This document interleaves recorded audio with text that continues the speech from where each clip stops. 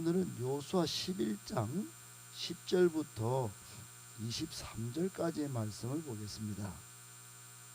구약성경 336쪽 요수아 11장 10절부터 23절까지 오늘 우리에게 주시는 하나님의 말씀으로 받겠습니다. 요수아 11장 10절부터입니다. 한 절씩 23절까지 교독하겠습니다. 하솔은 본래 그 모든 나라의 머리였더니 그때 요수아가 돌아와서 하솔을 취하고 그 왕을 칼날로 쳐 죽이고, 칼날로 쳤어. 진멸하여 호흡이 있는 자 하나도 남기지. 요수아가 그 왕들의 모든 성읍과 그 모든 왕을 붙잡아 칼날로 쳐서 진멸하여 바쳤으니 여호와의 종 모세가 명령한 것과 같이 하였으되,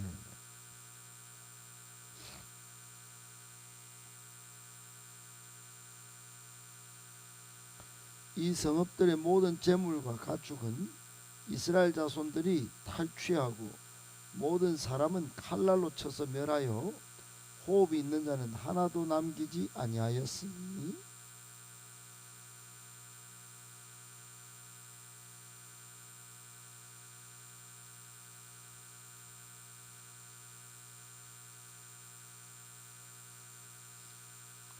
요수아가 이같이 그 온 땅 곧 산지와 온 네겝과 고센 온 땅과 평지와 아라바와 이스라엘 산지와 평지를 점령하였으니, 그 세일로 올라가는 한락산, 헤르몬산, 레바논 골짜, 바알가까지 모두. 요수아가 그 모든 왕들과 싸운 지가 오랫동안이라. 족속 외에는 이스라엘 자손 확신한 성읍 하나도. 이스라엘 자손 싸워서 그들의 마음이 완악하여 이스라엘을 대적하여 싸우러 온 것은 여호와께서 그리하게 하신 것이라. 그들을 진멸하여 바치게 하여 은혜를 입지 못하게 하시고 여호와께서 모세에게 명령하신 대로 그들을 멸하려 하심이었더라.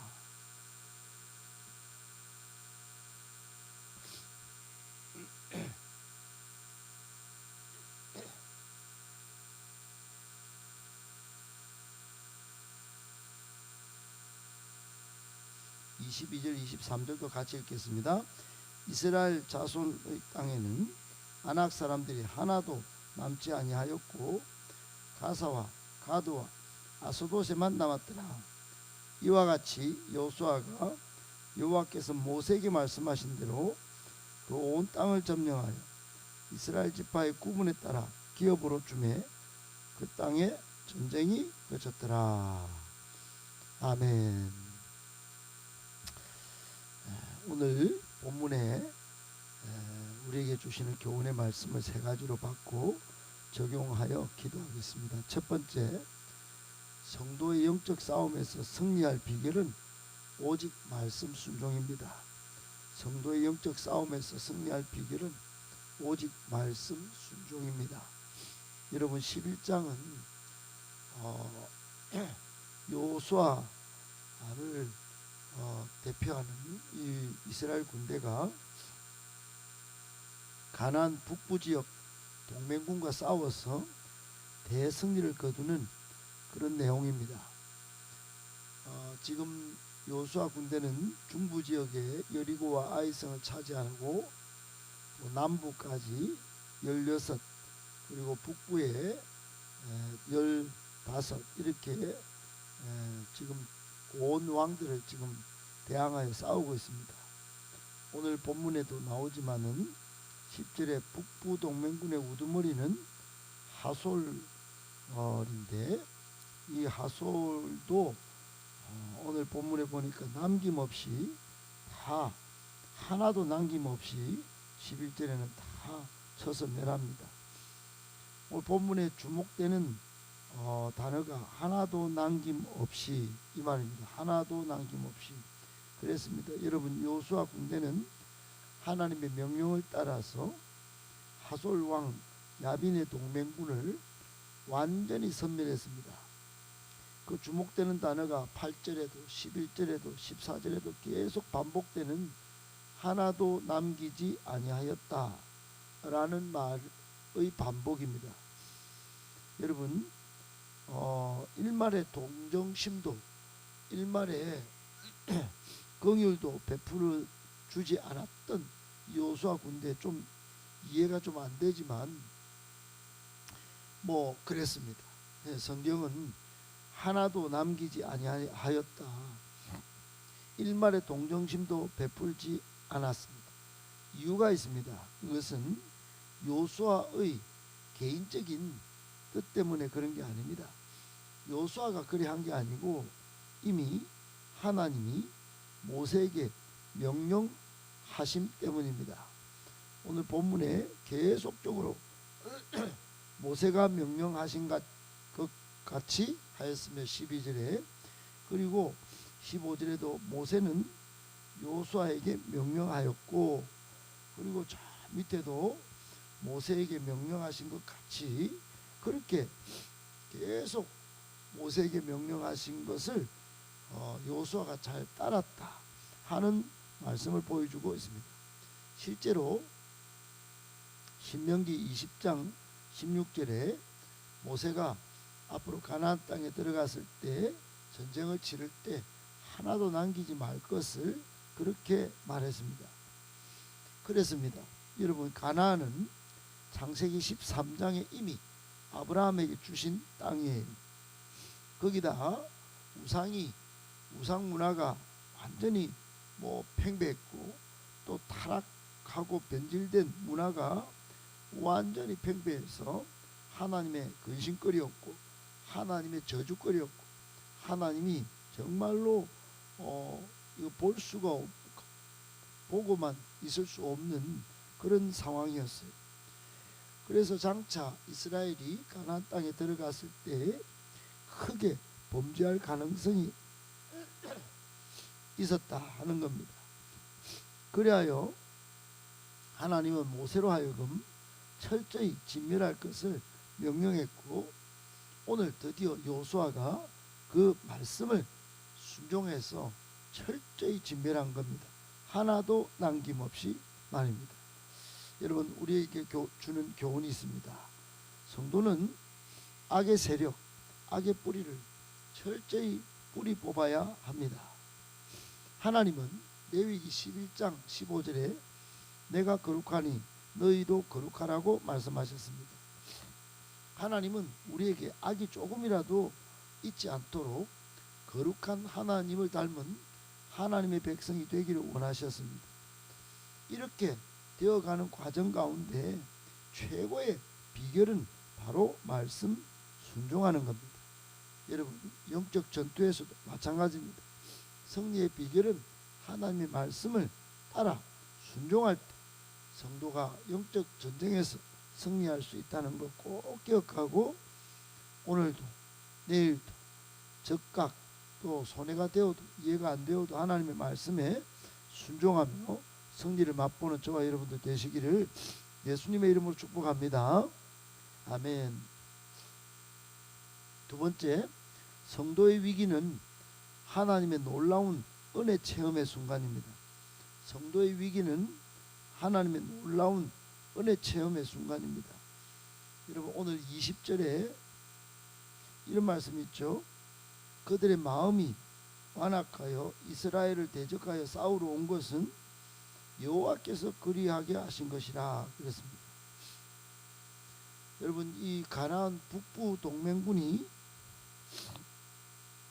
군대를 모아가지고 이스라엘을 대적하러 싸우러 온 게, 이게 자기들이 그래 한 게 아니고 하나님이 그리 하셨다 하는 겁니다.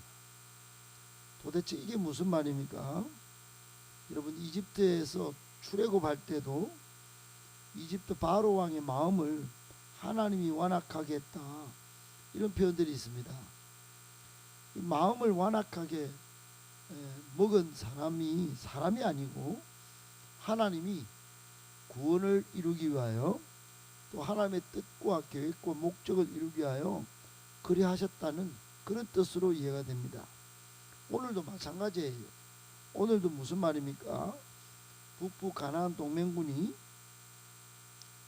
요 본문 앞에 보면 메론 물가에 5 왕들이 다 모입니다. 가나안 족속에 정말 그 1차 남부 동맹군도 그렇게 동맹을 해가지고 이스라엘을 공격했는데 이제 북부 동맹군도 2차로 전부 다 모여가지고 공격을 하러 오늘은 메론 물가에 모인 겁니다.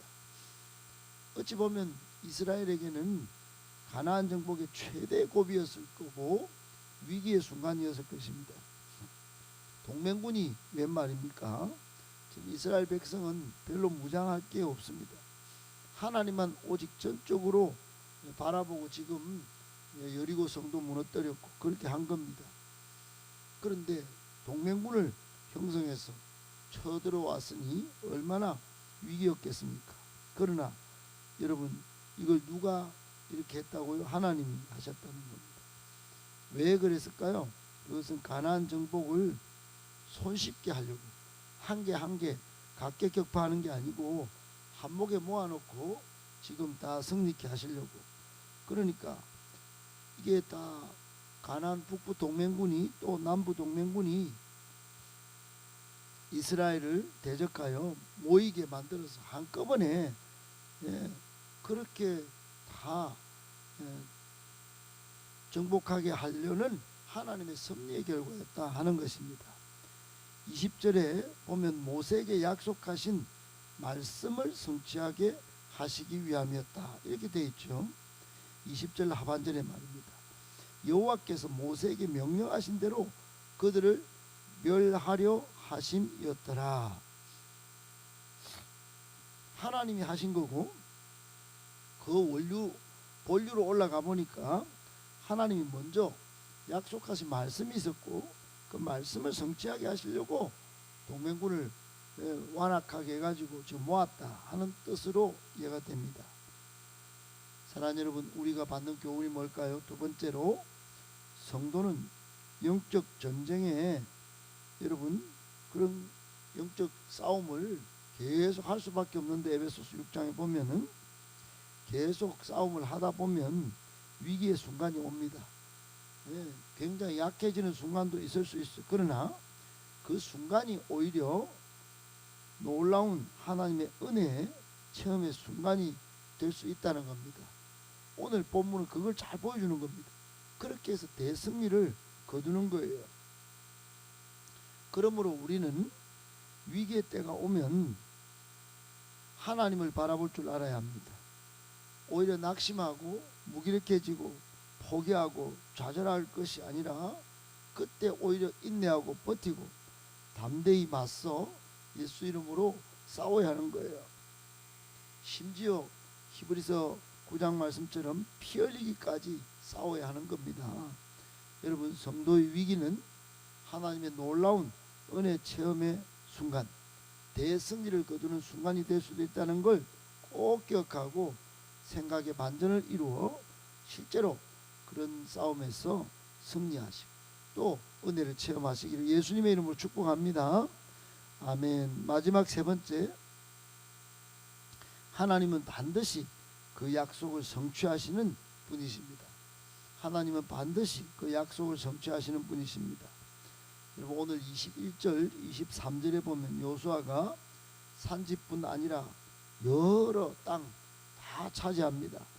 22절에는 거인 아낙 자손도 하나도 남기지 않았고 23절에 보면 말씀대로 온 땅을 점령하여 기업을 분배한 후에 그 땅에 전쟁이 거쳤더라 그랬어요. 아주 이거 흥분되는 단어입니다. 전쟁이 거쳤다. 이제 싸움 안 해도 된다. 아, 이제 진짜 끝났구나 하는 겁니다. 부분적으로 좀 찜찜한 그런 측면도 있습니다. 어떻게 100% 다 이길 수 있겠습니까? 다 사람 한 명도 어떻게 안 남겨둘 수가 있겠습니까? 19절에 보면 우리가 앞에도 살펴봤지만 기본 희위 족속이 꽤 장꾀를 써서 화친조약을 맺으러 왔을 때 어쩔 수 없이 화친조약을 맺어서 뭐 어쩔 수 없어요. 그들은 가나안 족속이지만 살려둘 수밖에 없었던 그 찜찜함이 있었습니다. 오늘 22절에도 보니까 가나안 족속을 다 치는 중에 가사, 가드, 아스돗은 뭐 어쩔 수 없이 또 남겨둘 수밖에 없었던 것 같아요. 그러나 이게 불순종한 측면이 아니라 출애굽기 23장 29절 30절에 보면 단계적으로 이 축출할 것을 말씀하시는 내용이 있는 것을 참고하여 볼 때 최선을 다해서 싸웠는데 전쟁은 오늘 종식되었는데 100% 축출은 불가능했고 단계적으로 축출할 것으로 1차 전쟁 종료로 이렇게 이해가 됩니다. 그러나 그럼에도 무려 약속한 지 500년 만에 하나님은 그 장구한 세월을 지나 이 1차 전쟁이 끝나도록 또 가나안 땅을 차지하도록 하신 그 말씀을 오늘 성취하시는 내용이 오늘 본문의 끝 내용입니다. 여러분, 우리에게 주는 마지막 교훈은 하나님은 한번 약속하신 말씀 절대로 변개치 않으시는 분이시라는 겁니다. 그때가 언제인지 잘 알 수 없지만 오늘 여기 이 가나안 땅 정복도 무려 아브라함에게 약속한 지 500년에 너무너무 오랜 세월이 지났지만 결국은 이루고야 말았던 것처럼 반드시 하나님의 약속은 성취된다는 걸 믿으셔야 합니다. 그러므로 하나님의 약속을 우리는 절대 신뢰할 줄 알아야 합니다. 하나님이 말씀하신 말씀을 끝까지 믿고 또 언제나 온전히 믿고 그 약속이 오기를 기도하며 지내야 합니다. 그것이 비록 인내 시간이라 할지라도 말입니다. 꼭 기억하시고 하나님은 반드시 그 약속을 성취하는 분이시니 신뢰하며 그 말씀을 잘 지켜 또 인내하고 기도로 그 약속 성취의 때를 기다릴 줄 아는 또 그 약속 성취를 위하여 같이 힘을 쏟을 수 있는 저와 여러분들 되시기를 예수님의 이름으로 축복합니다.